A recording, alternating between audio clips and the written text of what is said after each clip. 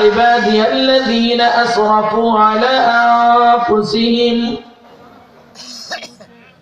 يا عبادي الذين أسرفوا على أنفسهم لا تقنطوا من رحمة الله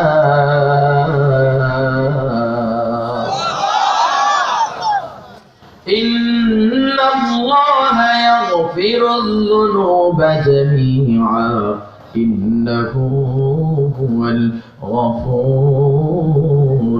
الرحيم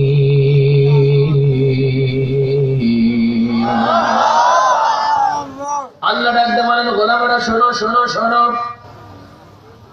কে ডাকতে বলতেছেন শোনো আরো জোরে বলেন কে উচ্চ আওয়াজে বলেন কে আল্লাহ ডাকতে বলেন গোলাম শোনো আমি আল্লাহ সুবহানাহু ওয়া তাআলা প্রিয় ভাইরা যারা আলোচনা শুনবেন মেহেরবানি করে দিলে কানে আমার থেকে মনোযোগী হয়ে শুনবেন আল্লাহ চাহেন তো আলোচনার থেকে আমাদের হেদায়েত দান করবেন দাঁড়ানো ভাই যদি পরিবেশ থাকে তো বসেন খুব মজা পাবেন যদি পরিবেশ থাকে তো বসেন পরিবেশ না থাকলে আর কাউকে কষ্ট দিতে চাই না প্রিন্স সাইলেন্ট হয়ে চুপ করে শুধু শুনে যান প্রিয় ভাইরা আমার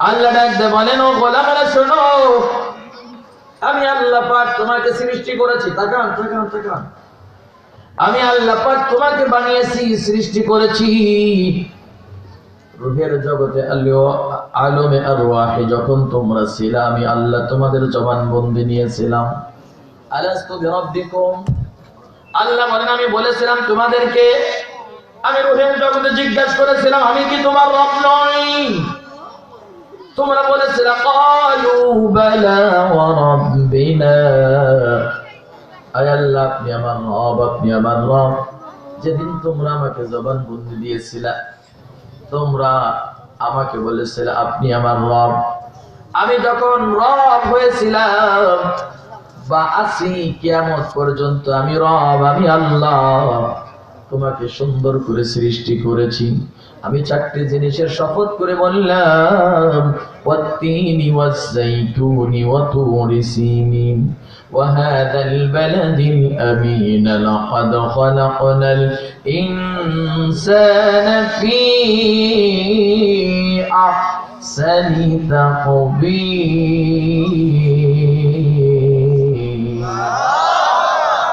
আল্লাহ পাক চারটি জিনিসের শপথ করে বলেন এই পৃথিবীতে সবচাইতে সুন্দর চেহারা দিয়ে সুন্দর আকৃতি দিয়ে সুন্দর গঠন দিয়ে আল্লাহু আকবার সুন্দর গঠন দিয়ে আমি আল্লাহ তোমাকে বানিয়েছি খালাকনাকুম মিন তুরাবিন সুম্মা বিন নুতফা সুম্মা বিন আলাকা সুম্মা বিন মুদগা সুম্মা বিন মুখাল্লাকা আল্লাহ ডাকতে বলে গোলাম আমি আল্লাহ যখন তোমাকে বানাবো তোমার বাবা আর মার মিলনের মাধ্যমে তাকান আমার দিকে গভীর মনোযোগ দিলে গানে শোনেন কানটাকে খরগোশের মতো খাড়া করেন এ মুসলমান আজকের কিসের টাকা পড়ি কিসের বাহাদুরি তোমার আমার জন্ম তো নাপাক এক ফোঁটা পানির থেকে কথা বলেন না কেন যেই নাপাকি লাগার পরে বাবা মাকে গোসল করা ফরজ হয়ে যায় যেই নাপাকি লাগলে প্রস্রাব পায়খানা লাগলে পরিষ্কার করলে গোসল করার দরকার হয় না পবিত্র হওয়া যায় বাবা মার মিলন সহবাস এমন একটি জিনিস যেই নাপাকি লাগার পর পরিষ্কার করলে হয় না গোসল করা তার জন্য ফরজ হয়ে যায় সেই নাপাকির থেকে তোমার আমার জন্ম কথা বলে তাহলে তোমার বাহাদুরি কিসের সেই বাহাদুরি থেকে তুমি কেমনে দাড়ি টুপি তুমি কামিয়ে নিতে চাও মনে রাখবা তুমি না পাক থেকে তোমার জন্ম এরপরে আমি আল্লাহ পাক রব্বুল আলামিন মাতৃগর্ভে মাসিকটাকে বন্ধ করে দিয়ে রক্তের একটা দলা করে দেই তারপরে আমি আল্লাহ দেখি ভালো লাগে না এরপরে আমি আল্লাহ তাকান এতটুকু চোখের মতো অবস্থান করে ফেলি তার মধ্যে হাড় হাড্ডি প্রবেশ করায় দেয় হাড় হাড্ডি ঢোকার পরে সুন্দর লাগে না তার উপর গোশতের আবরণ এবং চামড়া দিয়ে দেয় আল্লাহু আকবার তারপরে সুন্দর করে হাত দিবার পরে দেখি হাত দুটি ভালো হলো না মন্দ হলো সোজা হলো না বাঁকা হলো লোকটা কোকড়া হলো না সোজা হলো সুন্দর হলো আমি তো সেই রব আমি তো সেই আল্লাহ আমি তো সেই রব, আমি তো সেই আল্লাহ। তোমাকে ইচ্ছা করলে ওই জায়গার মধ্যে একটা হাত ছোট একটা বড় করে দিতে পারতাম, প্রিয় ভাইরা, পারতো না? আমি তা পারতাম। এরপরে দুইখানা পা দিলাম, দুইখানা চক্ষু দিলাম, মুখটা সুন্দর করে দিলাম, একটু বাঁকা লাগলো, আমি আল্লাহ পাক রব্বুল আলামিন তোমার দিকে সুন্দর করে দেখলাম। সুবহানাল্লাহ বলেন না প্রিয় ভাইরা? আমি দেখলাম মুখটা একটু বাঁকা, সাইডটা বাঁকা হয়ে গেছে, নাকটা থেমড়ে গেছে। আমি আল্লাহর কাছে ভালো লাগে নাই। আমি আল্লাহ তোমাকে সুন্দর করে নাকটা বাঁশির মতো করে দিলাম, চক্ষু দিলাম, তারা হয়েছিল সোজা করে দিলাম। মাথাটা আমি দিয়েছি, মাথাটা সুন্দর গোলাকার করে দিলাম। এরপরে মাথার মধ্যে যদি টাকলা হয়, দুনিয়াতে আসলে পরে বাবা মার মন খারাপ হবে, এই জন্য টাকলু না বানাইয়া মাথার মাঝে সুন্দর সুন্দর লোমের ব্যবস্থা করে দিলাম। আমি রব্বে কারীমের জন্য আল্লাহ পাক বলেন, আল্লাহ রাসূল বলেন, মান আরাফা নাফসাহু ফাকাদ আরাফা রাব্বাহ, মান আরাফা নাফসাহু ফাকাদ আরাফা রাব্বাহু। একজন মানুষ মাথার তালু থেকে পায়ের তালু পর্যন্ত যদি তাকায়, তাহলে তার রবকে দেখতে পায়। একজন মানুষ তার মাথার তালু থেকে পায়ের তালু পর্যন্ত যদি তাকায়, তার রব্বে কারীমকে দেখতে পায়। আল্লাহু আকবার। রব্বে কারীমকে দেখতে বাবা, তুমি মাথার দিকে তাকাও। দুনিয়ার কেউ তোমার মাথা সুন্দর করে বানাই নাই। চোখের দিকে তাকাও। এবার আল্লাহ বলতেছে, চক্ষু ছিল কিন্তু দৃষ্টি শক্তি ছিল না, মুখমণ্ডল ছিল, বাক শক্তি ছিল না, জিহ্বাটা ছিল, স্বাদ মজা অনুভব করার শক্তি ছিল না। আমি আল্লাহ হাত দিয়েছিলাম, হাত ছিল কিন্তু নড়াচড়ার শক্তি ছিল না, পা ছিল, চলার শক্তি ছিল না। আমি আল্লাহকে যখন রব বলে তুমি স্বীকার করে নিয়েছো, আমি আল্লাহ তখন খুশি হইয়া হাতটাকে নড়ার শক্তি দিয়েছি, পা দিয়ে চলার শক্তি দিয়েছি, চোখ দিয়ে দেখার শক্তি দিয়েছি, জবান দিয়ে বলার শক্তি দিয়েছি, বিবেক দিয়ে বিবেচনা করার শক্তি দিয়েছি। রে মুসলমান, আমি আল্লাহ, আমি আল্লাহ, আমি আল্লাহ, আমি আল্লাহ তোমাকে এই বিবেক শক্তি দিয়েছি। এই জন্য নয় যে তোমার দলের প্রিয় মানুষদেরকে হাজার অপরাধ করলে ছাড় দিবা, আর বিরোধী দল হক কথা বললে তাদের ধরে ধরে জেলে বন্দী করবা।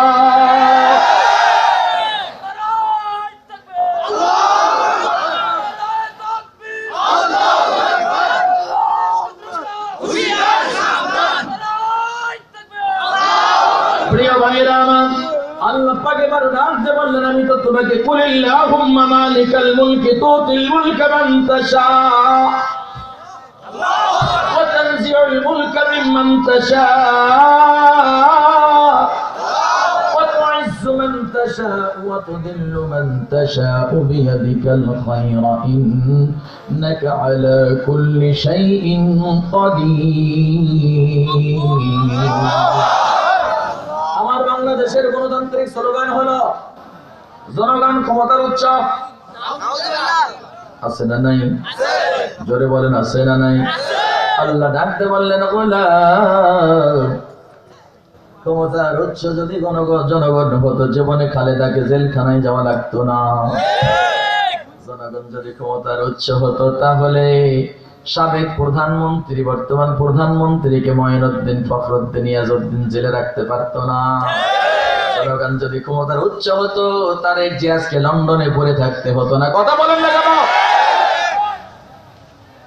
এবার বলুন, পৃথিবীটা কার? আসমান কার? জমিন কার? আমরা কার? আইন চলবে কার? চিৎকার মেরে বলেন কার? সব কিছু যদি হয় আল্লাহর।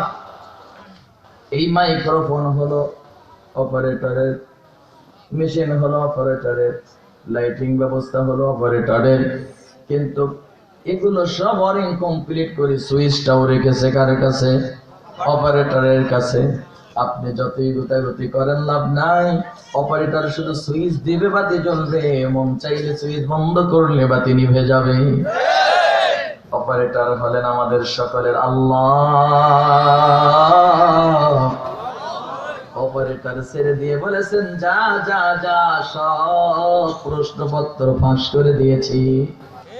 বাড়াবাড়ি করবি, সুইচ বন্ধ করব, জীবনেও কোনোদিন ক্ষমতার চেয়ার কপালে জুটতো না। প্রিয় ভাইরা আমার, আপনাদের খেদমতে আয়াতে কারীমা তেলাওয়াত করেছে, একটু পরে আমি যাচ্ছি। আরো একটি কথা আপনাদের সঙ্গে পরিষ্কার হওয়ার দরকার। আমি শামীম ওসমানী ব্যক্তিগতভাবে কাউ কাজ করবো না, অ্যাটাক করার লক্ষ্য উদ্দেশ্য নয়। আমার মূল লক্ষ্য আর উদ্দেশ্য হলো পথভোলা জাতিকে সঠিক পথ দেখানো, জাহান্নামগামী মানুষদেরকে জান্নাতের পথ দেখানো। তাই বলে আমি দারোগা, চৌকিদার, ওসি, ডিসি, এসপি, এমপি, মন্ত্রী, প্রধানমন্ত্রী নই, যার জন্য আমার বক্তব্যটা হলো নসিহত, উপদেশ, ওয়াজ। আর যদি ডিসি হতাম, প্রধানমন্ত্রী হতাম, আমার প্রত্যেকটি কথা হতো কান দিয়ে শুনবেন তো বুঝবেন, শুনবেন না তো বুঝবেন না। এরপরেও যদি কেউ উল্টা পাল্টা বোঝেন তো আমার করার কিচ্ছু নাই। কথা বলেন না কেন? প্রিয় ভাইরা আমার, আমাকে আল্লাহ পাক দায়িত্ব দিয়েছেন, এই পৃথিবীর সকল উলামায়ে কেরামদেরকে দায়িত্ব দিয়েছেন কে? ভাইরা আরো জোরে বলতে হবে কে?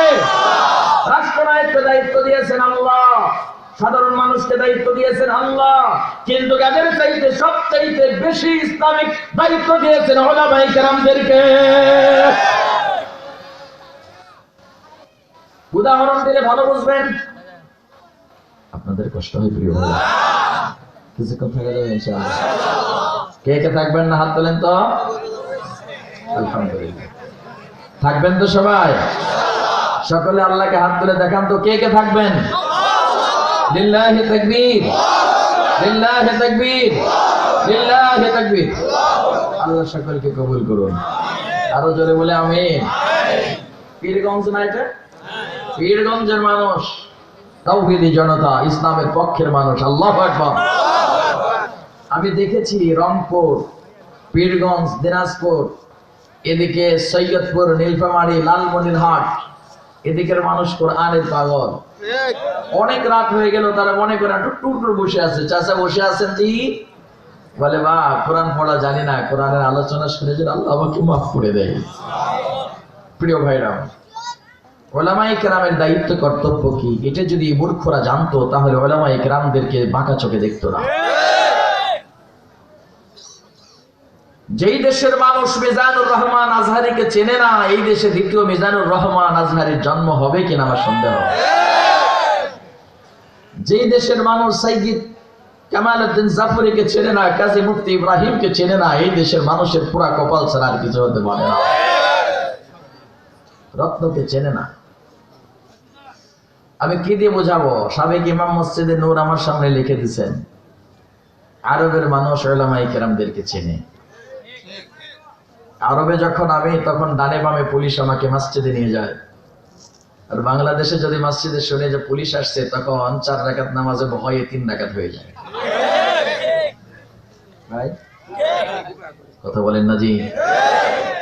ভয়ে ভয়ে ভয়ে, না জানি কখন ধরে মাসি ফু মারে।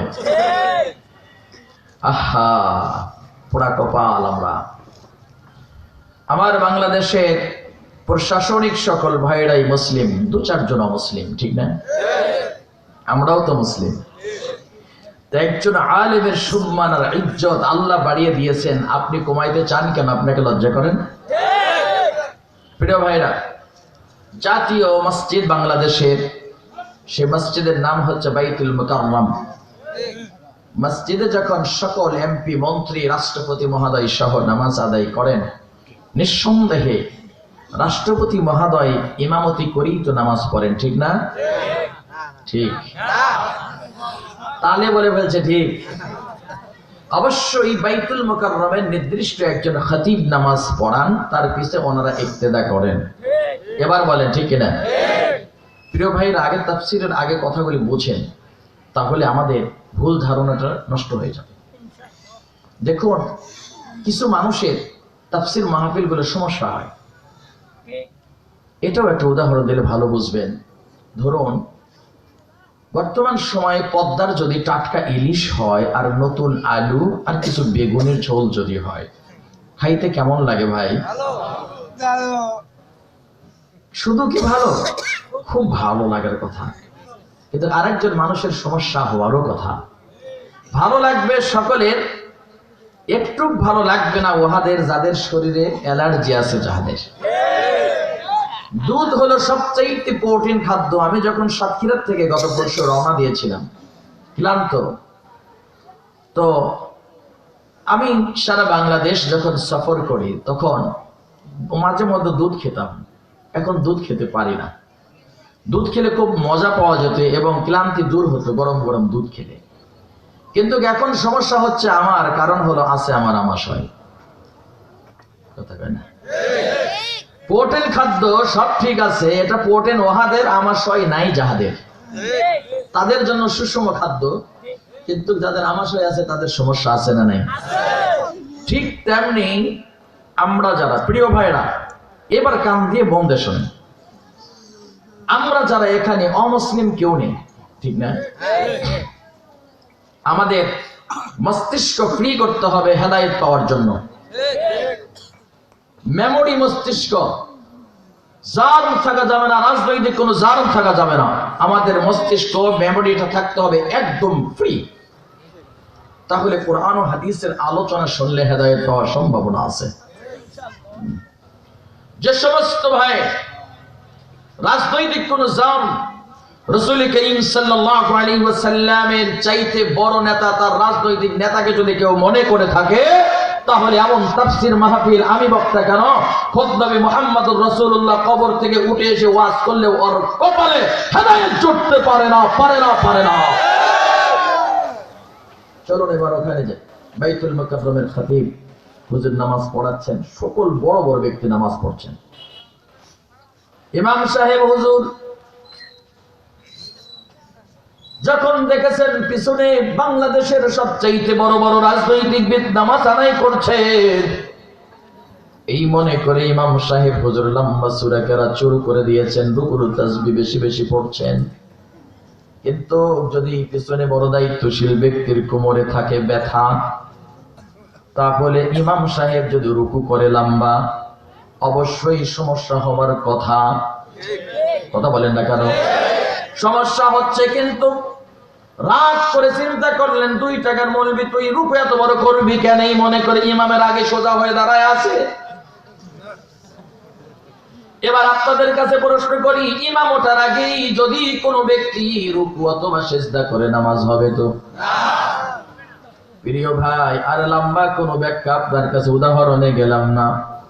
তাহলে বাইতুল মুকাররমের খতিবের যে অবস্থা, আপনার ছোট্ট পাঞ্জিখানা নামাজের এই ইমামও যখন নামাজ পড়ায়, ওই নামাজ পড়াইতে যদি ইমাম সাহেব সুবহান রাব্বিয়াল আ'লা সিজদায় গিয়ে 3 বারের জায়গায় 30 বার পড়ে, যত বড় পাওয়ারফুল ব্যক্তি হোক না কেন, ইমামের আগে সিজদার থেকে মাথা তোলার হিম্মত ও শক্তি তার আছে নাই। যদি রাত করে তোলে নামাজ হবে নাকি? নামাজ হবে না। এটা যেমন সত্য, ইমামের আগে রুকু অথবা সিজদা করলে নামাজ যেমন ভঙ্গ হয়, ঠিক তেমনি ভাবে ওলামায়ে কেরামদেরকে মিথ্যা অপবাদ দিয়ে ছেলেবন্দি করে তুলেও তাদের ঈমান নষ্ট হয়ে যায়।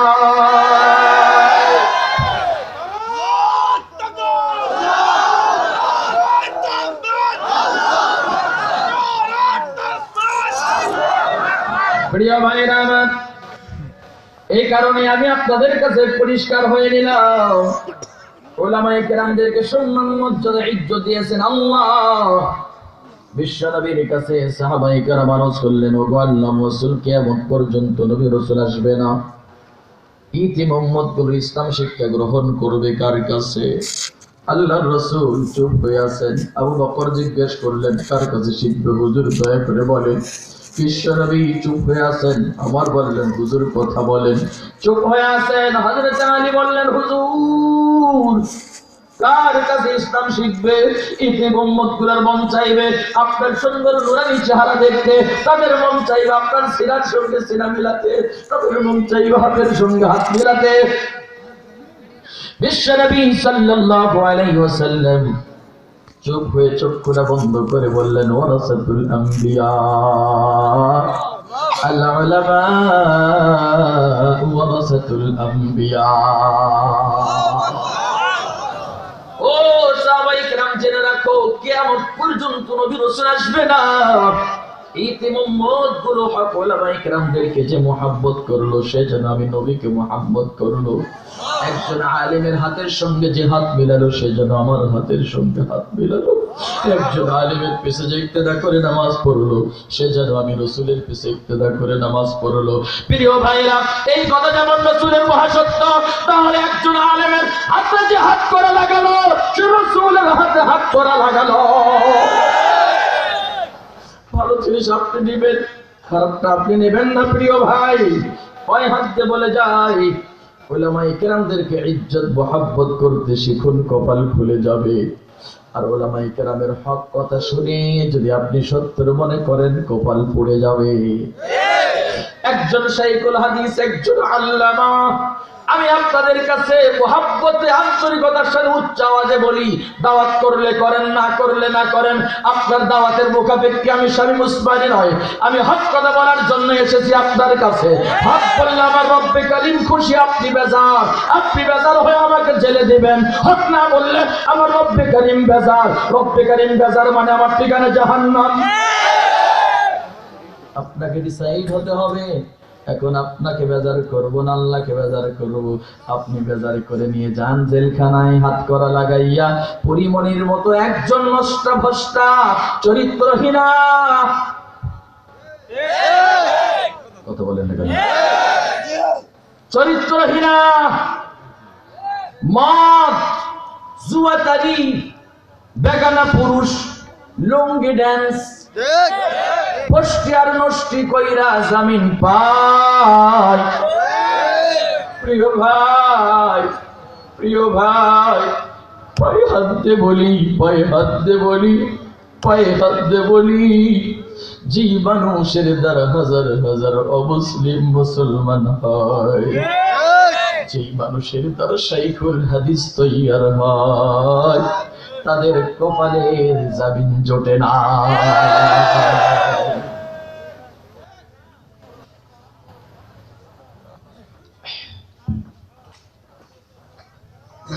আমরা মুসলিম, শাসক গোষ্ঠী মুসলিম। প্রিয় ভাই, ব্যথার কথা কারে বলবো, সব জায়গায় ব্যথা, মলম দিব কোথায়? বাবা কথা বলা যাবে না প্লিজ। প্রিয় ভাই, চলুন পরিষ্কার একটু ঘোলা একটু তাফসীরের দিকে এগোতে চাই। কষ্ট মনে হচ্ছে আপনাদের? চলুন আমরা হক তাফসীর একটু জানার চেষ্টা করি, তাহলে কিছুটা সান্ত্বনা পাওয়া যায়। এটি কেমনে? একজন ব্যক্তির খুব বড় অসুখ, ব্যাধি দেখা দিচ্ছে, যেই ব্যাধির নাম ক্যান্সার। সে তো স্বাভাবিক বাঁচে না, কিছুদিন বেঁচে থাকে। এখন বাবা মা জীবিত অবস্থায় সন্তান ক্যান্সার রোগে আক্রান্ত, বাঁচবে না। সবাই বলছে ভাই তুই তো বাঁচবি না, বড় টেনশন, খানা পিনা ভেতরে যাই না। এখন বাবা মা এসে বলে বেটা চিন্তা করিস না, ওই পাড়ার আব্দুর রহিম ক্যান্সার এই রোগে আক্রান্ত হয়েছিল, ভালো হয়ে গেছে, চিন্তা করিস না। সান্ত্বনা দেয়, আশার আলো জেগে ওঠে, মুস্কি হাসি দেয়। এই কারণে আপনি আমি আমরা দুঃখ পাবার কোনো কারণ নাই, ভয় পাবার কোনো কারণ নাই। যার ঈমান যত বেশি তার পরীক্ষা হবে তত বেশি। কথা বলেন না কেন? যার ঈমান আছে তার পরীক্ষা আছে, যার ঈমান নাই তার পরীক্ষা। এখন ঈমানের পরীক্ষা কে দিয়েছেন? চলুন আমরা একটু তাফসীর থেকে জেনে নেই। প্রিয় ভাইরা, কষ্ট হচ্ছে? কষ্ট হলে সিগন্যাল দেবেন, আমি শেষ করে দেব ইনশাআল্লাহ। একটু ইতিহাস থেকে আমরা শিক্ষা নেব না, কোরআন হাদিস থেকে শিক্ষা নেব, ঠিক না? চলুন আমরা যাই, একটু শিক্ষা নিয়ে আসি। একজন নবী, নাম ছিল ইউসুফ আলাইহিস সালাম। জুলাইখা নিজের সন্তানের মতো লালন পালন করলো। ইউসুফ আলাইহিস সালাম ছিলেন আল্লাহর পয়গম্বর। ইউসুফ আলাইহিস সালাম যুবক, টকবকে যুবক, কে যুবক? তোমার আমার মতো টকবকে যুবক। এই যুবক মানুষটাকে দেখে জুলাইখা উন্মাদিনী হয়ে গেছে। তার চরিতার্থ করার জন্য, চরিত্র নষ্ট করার জন্য গায়ের কাপড় খুলে ফেলেছে, খাস কামরায় নিয়ে গেছে, বড় বড় লক লাগাইছে গেটের মধ্যে, লাগাইয়া রুদ্ধদ্বার বৈঠক করছে। ডাক দিয়ে বললেন, ইউসুফ, আমার বড় খাহেশ, বড় ইচ্ছা তোমাকে নিয়ে মনস্বাসনা পূর্ণ করব। যুবক, তুমি তো বলতে, বাহ, এমন সুযোগ পেয়েছি জীবনে তো আর আসবে না। ইউসুফ আলাইহিস সালাম বললেন, ইন্নী আখাফুল্লাহ, আল্লাহকে ভয় করি না। না না। জুলাইখা বললেন, দীর্ঘদিন পর্যন্ত তোমাকে নিয়ে স্বপ্ন দেখি, আজকে তোমাকে কেউ রক্ষা করতে পারবে না, সমস্ত দরজার মধ্যে আমি লক করে দিয়েছি, এই চাবি তো আমার কাছেও নাই, তুমিও পালাতে পারবে না, আমার দিকে তাকাও তাকাও তাকাও। তিনি তাকাই নাই, মাথা নত করে চুপ হয়ে আছেন, আসমানের দিকে একটু তাকাইছেন, তাকায় বলেছেন, আল্লাহ তোমার মদদ চাই, সাহায্য চাই, সাহায্য চাই, সাহায্য চাই। আল্লাহ পাক রব্বুল আলামিন শুধু দেখছেন দেখছেন দেখছেন, কি করে শেষ পর্যন্ত যখন জুলাইখা কাপড়টা খুলে ফেলেছে, তাকাও, চিন্তা করেছেন, না না না, আমার রব্বে কারীম তো সেই রব, যেই রব অসম্ভবকে সম্ভব করতে পারেন। আমার রব তো নেই, দিনকে রাত করতে পারেন, রাতকে দিন করতে পারেন। আল্লাহু আকবার। রব্বে কারীমের প্রতি পূর্ণ আস্থার বিশ্বাস রেখে এবার দৌড় দিয়েছেন তার কাছ থেকে বাঁচার জন্য, পাপ থেকে বাঁচার জন্য। আল্লাহ শুরু দেখতেছেন, দেখি পয়গম্বর কি করেন। এত জোরে দৌড় দিয়েছেন, দরজা পর্যন্ত যাইতে দেরি, কুদরতওয়ালা দরজা খুলতে দেরি করে না। প্রথম দরজা খুলে গেল, দ্বিতীয় দরজা খুলে গেল, চতুর্থ, পঞ্চম, ষষ্ঠ দরজা খুলে গেল। সামনে দেখে আজিজ মিসর রাজা সামনে দাঁড়ানো, কি খবর? জুলাইখা বলে, দেখেন আমার কি অবস্থা,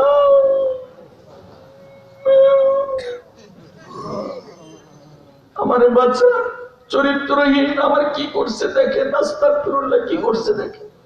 এমন অভিনয় কান্নার, এই চরিত্রহীন আমাকে দীর্ঘদিন ডিস্টার্ব করতেছে, এমন ভাবে অভিনয়, বাস্তবসম্মত অভিনয়, মনে হলো মহাসত্য। এত সুন্দর করে বলছে, কাছে আর বলছে। ইউসুফ আলাইহিস সালাম বাকরুদ্ধ হয়ে গেছে, আশ্চর্য কথা, আমি কি করলাম আর কি হচ্ছে এটা? রাজার হাল স্বর্গে ভয়, রাজার হাল, কথা বলেন না কেন? স্বর্গে ভয়। রাজা যা বলে, পাওয়ারফুল ব্যক্তি যা বলে তাই হয়, কথা বলেন, তাই হচ্ছে। জুলাইখা তখন এমন কথা যখন বলেছেন, ইউসুফ আলাইহিস সালাম শুধু বলেছেন, আমি আল্লাহকে ভয় করি, আল্লাহকে ভয় করি, আল্লাহকে ভয় করি। কর্ণপাত করেছেন আজিজে মিসর। শেষ পর্যন্ত তাকে জেলে বন্দী করা হলো এক অপরাধে। 10 বছর না কত বছর? 10 বছর, মতান্তরে 12 বছর জেল খেটেছেন ইউসুফ আলাইহিস সালাম। মিথ্যা অপবাদ দিয়ে, নারী ধর্ষণ অপবাদ দিয়ে, ইতিপূর্বে যত নবী রাসূল জেলে গিয়েছেন সকলের অপবাদ ছিল নারী ধর্ষণ, নারী কেলেঙ্কারি, নারী ধর্ষণ, কথা বলেন না কেন? জেলখানার থেকে আল্লাহ পাক বের করেছেন বীর বেশে, বীর বেশে, বীর বেশে, বীর বেশে। জেল খেটেছেন, জেল থেকে বের হয়েছেন, আল্লাহ রাষ্ট্রনায়ক বানিয়েছেন। আমার বাংলাদেশেও জুলাইখার অভাব নাই, অভাব নাই, অভাব নাই। ওলামায়ে কেরাম জেলে ঢুকেছেন, আগামী দিনের সূর্য ওলামায়ে কেরামদের সূর্য, কেউ ঠেকাতে পারবে না ইনশাআল্লাহ।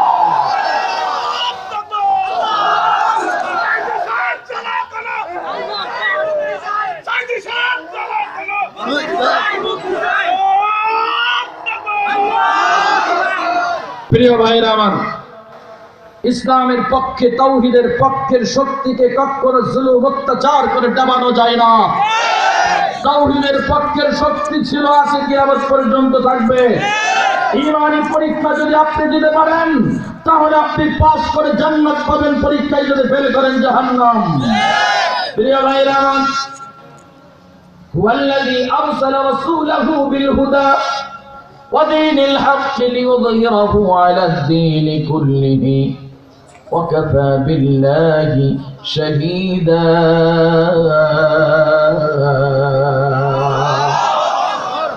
প্রিয় ভাইরা আমার, প্রিয় ভাইরা আমার,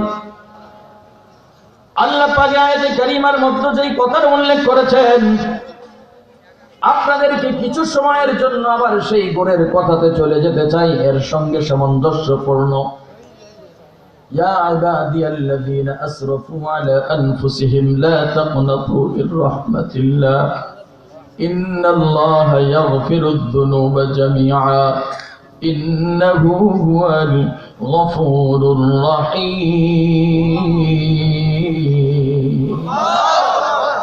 এই তাফসীর বোঝার আগে ইমাম গাজ্জালী উল্লেখ করেন, মনে আছে আপনাদের? ইমাম গাজ্জালী উল্লেখ করেন, ওই ইমাম শিরিন, এই মানুষগুলো জান্নাতে যাবে, জান্নাতে থাকবে, জান্নাতে যাবে, কেউ জাহান্নামে যাবে না। শোনো, বলে কি? বলে একজন মায়ের কলিজার টুকরো সন্তান আর মার সম্পর্ক কেমন? বলে খুব সুমধুর। আবার সম্পর্কটা কেমন? বলে দূরত্ব। অনেক সন্তান আছে বাবা মা ছাড়া কিছু বোঝে না, অনেক সন্তান আছে বাবা মাকে সহ্য করতে পারে না। একজন সন্তান তার বাবা মাকে ভালোবাসে অতদিন পর্যন্ত, বেশি বিয়ে করেনি যতদিন পর্যন্ত। বিয়ে করার পর আস্তে আস্তে বাবা মার মোহাব্বত কমতে থাকে, কমতে থাকে। কথা বলেন না কেন? না সরি, পীরগঞ্জের মানুষ কি এরকম হয় না বোধহয়? বাবা মার প্রতি মোহাব্বত বৃদ্ধি পেতে থাকে। কতদিন বিয়ে করেনি, যতদিন। বিয়ে করার পর ছেলের রূপ পাল্টিতে থাকে, পাল্টিতে থাকে, পাল্টিতে থাকে, পাল্টিতে থাকে। এক পর্যায়ে এমনটাই রূপ পাল্টে গেল, এই সন্তান বাবা মাকে আর সহ্য করতে পারে না। একদিন মাকে এমন মার মারছে, মার শরীরটা ফেটে রক্ত বের হয়ে গেছে। মা দুরু দুরু করে তাড়িয়ে দিয়েছে। একদিন, 2 দিন, 3 দিন, 5 দিন, 7 দিন চলে যায়। খোকার দিকে মা অপলক দৃষ্টিতে তাকায়। খোকা তাকাই না, তাকাই না। একদিন স্বপ্ন যোগে দেখে তার মা কাকুতি মিনতি করে বিনয়ের সাথে কাঁদতেছে আর বলতেছে, বেটা খোকা, বেটা খোকা, বেটা খোকা। স্বপ্নটা যখন ভেঙে গেছে, দিলটা নরম হয়ে গেছে। মার বুকে বড় যে ব্যথা, বড় যন্ত্রণা, আমার সন্তান দূরে চলে কেন গেল, এই বলিয়া মনের গোসা মনতে রেখে চুপ হয়ে আছে। সন্তান দূর থেকে বলে, মা, ও মা, মা গো, মা, তোমার পায়ে ধরে মা, আমি তোর খোকা, ভুল করেছি, মাফ করে দে মা। মা, মা ও তোর পা ধরে মাফ করে দে। বলার বাচন ভঙ্গিও ভালো আছে। খেয়াল করে দেখবেন, একই মুখে একরকম কথা, আরেকজন ওই মুখ দিয়ে আরেক রকম কথা বলে। এই মুখের কথা কেউ খায়, কেউ গুসা করে। কথা বলেন ঠিক কিনা? মিষ্টি মধুর কণ্ঠ দিয়ে মা, মা, মা। ও বাবারা, ভাইয়েরা, মা বোনেরা, যাদের মা নাই, বাবা নাই, একটা ফোঁটা চোখের পানি বাবা মার জন্য ছেড়ে দাও। খুব লম্বা সময় তাফসীর হবে না, 12টা পর পরে আমরা দোয়া করবো ইনশাআল্লাহ। আমার মূল তাফসীর আমি রেখে আসছি হুয়াল্লাযী থেকে, একটু পরে যাচ্ছি। আপনাকে একটু সান্ত্বনা দিয়ে আসি কোরআন দিয়ে। তা না হলে তো মানুষ ব্যবসা তো লাভের জন্য করে, যে ব্যবসায় লস ওই ব্যবসা জাতি করতে চাই না। কথা বলেন না কেন? এই জন্য আমরা তো লাভের জায়গায় বসেছি। জোরে বলেন আল্লাহু আকবার। ও মুসলমান ভাই, মা, মা, মা ডাক দিয়েছে। মা হাতটা বাড়ায়া বলে, খোকা, মা, আই বেটা, খোকা, আই বেটা, মা, আয় আমার বুকে আয়। ইমাম গাজ্জালী ডাক দিয়ে বলেন, ইমাম শিরিন, দুনিয়ার একজন মা তার সন্তানকে এত গালি খাবার পর, মার খাবার পর, নির্যাতিত হবার পর মা বলে ডাক দিলে মা মাফ করে দেয়। আর রব্বে কারীম নাপাক এক ফোঁটা পানির থেকে সুন্দর করে বানিয়েছেন। সেখান থেকে হাড় হাড্ডি দিয়েছেন, হাত দিয়েছেন, পা দিয়েছেন, চক্ষু দিয়েছেন, যেগুলো ব্যাখ্যা করলাম। এত কিছু দিবার পর আল্লাহ পাক ডাক দিয়ে বলেন, ইয়া ইবাদিয়াল্লাযীনা আসরাফু على أنفسهم لا تقنطوا من رحمة الله। আল্লাহ ডাকতে বলেন, ও আমার নাফরমান বান্দা, আমার গুনাহগার বান্দা, তুমি সুদি কারবার করেছো। আপনাদের দিকে সুদি কারবার আছে নাকি? কথা বলেন না কেন? আছে নাকি? ঘুষখোর আছে নাকি? জেনাকার নাই? চোর ডাকাত, দুর্নীতিবাজ, বড় বড় নম্বর ডাকাত, কথা বলেন। যদি থেকে থাকো, আল্লাহ ডাকতে বললেন, শোনো, তুমি গুনাহ করেছো, অন্যায় করেছো, আমি আল্লাহকে ডাকো, আমি আল্লাহকে আল্লাহ আল্লাহ আল্লাহ আল্লাহ আল্লাহ বলে ডাক দাও। আল্লাহ ডাকতে বলে গোলাম তুমি কি পরিমাণ গুনাহ করেছো? উহুদ পাহাড় পরিমাণ। উহুদ পাহাড় কত বড়? মদিনাতে যারা গিয়েছেন তারা দেখেছেন উহুদ পাহাড় কত বড়। উহুদ পাহাড় পরিমাণ গুনাহ করেছো, অন্যায় করেছো, অপরাধ করেছো, পাপ করেছো, নাকি 7 সমুদ্র পরিমাণ গুনাহ করেছো, পাপ করেছো?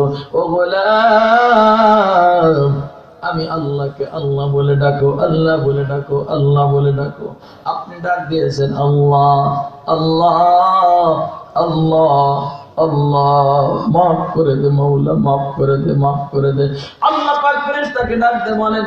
এবার আল্লাহ পাককে মুসা পয়গম্বর একদিন ডাকতে বললেন, আল্লাহ আপনি আমার সঙ্গে যেইভাবে কথা বলেন আর কি কারোর সাথে আপনি কথা বলবেন? গভীর মনোযোগ প্রিয় ভাইরা, নিত্য নতুন ওয়াজ, কোরআন সুন্নাহ যত গবেষণা করবেন তত নতুন নতুন ওয়াজ পাবেন। সুবহানাল্লাহ বলেন না কেন?